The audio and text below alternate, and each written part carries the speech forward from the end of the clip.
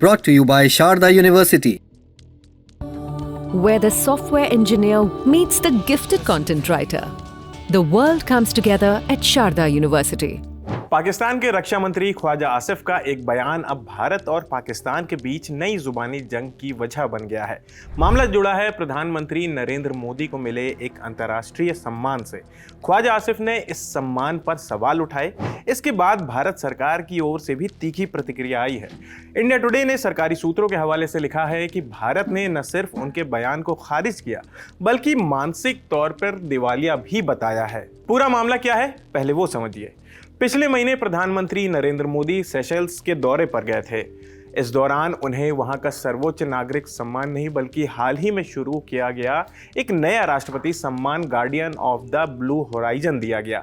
ये सम्मान उन्हें पर्यावरण संरक्षण के लिए किए गए काम और छोटे आइलैंड देशों की चिंताओं को लगातार उठाने के लिए दिया गया था। सेशेल्स सरकार ने हाल ही में अपने राष्ट्रीय सम्मान देने की व्यवस्था में बदलाव किया है। उसी के बाद ये नया सम्मान शुरू किया गया है। प्रधानमंत्री नरेंद्र मोदी इस सम्मान को पाने वाले पहले व्यक्ति हैं। सम्मान के बाद प्रधानमंत्री मोदी ने सेशेल्स की सरकार और वहां के लोगों का धन्यवाद किया।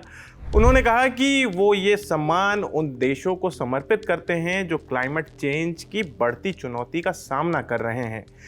यहीं से विवाद की शुरुआत हुई। पाकिस्तान के रक्षा मंत्री ख्वाजा आसिफ ने इस सम्मान के होने पर ही सवाल उठा दिया। उन्होंने कहा कि इस सम्मान को लेकर कई बातें साफ नहीं हैं। हालांकि उन्होंने ऐसा क्यों कहा, इस पर बहुत ज़्यादा जानकारी नहीं दिया है। सरकारी सूत्रों ने इंडिया टुडे से कहा कि ख्वाजा आसिफ ऐसे मामलों पर टिप्पणी कर रहे हैं जिनकी उन्हें पूरी जानकारी नहीं है और उन्होंने मेंटली अनस्टेबल भी बताया है ख्वाजा आसिफ को। उन्होंने ये भी कहा कि किसी ऐसे व्यक्ति का पाकिस्तान का रक्षा मंत्री होना वहाँ की मौजूदा व्यवस्था के बारे में बहुत कुछ बताता है। सरकारी सूत्रों ने आगे कहा कि ऐसा लगता है जैसे उनके पास कोई और काम नहीं है और वह उन विषयों पर बयान देते रहते हैं जिनकी उन्हें जानकारी भी नहीं है।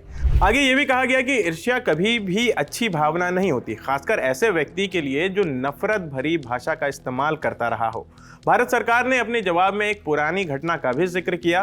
नवंबर 2025 में अफगानिस्तान की तालिबान सरकार ने भी ख्वाजा आसिफ की सार्वजनिक तौर पर आलोचना की थी। उस समय खबरें आई थी कि ख्वाजा आसिफ ने अफगानिस्तान के खिलाफ कार्रवाई की धमकी दी थी। इसके बाद तालिबान सरकार ने सीमा और जनजातीय मामलों के मंत्री नूरुल्लाह नूरी ने एक सार्वजनिक प्रोग्राम में ख्वाजा आसिफ को मानसिक रूप से बीमार बताया था।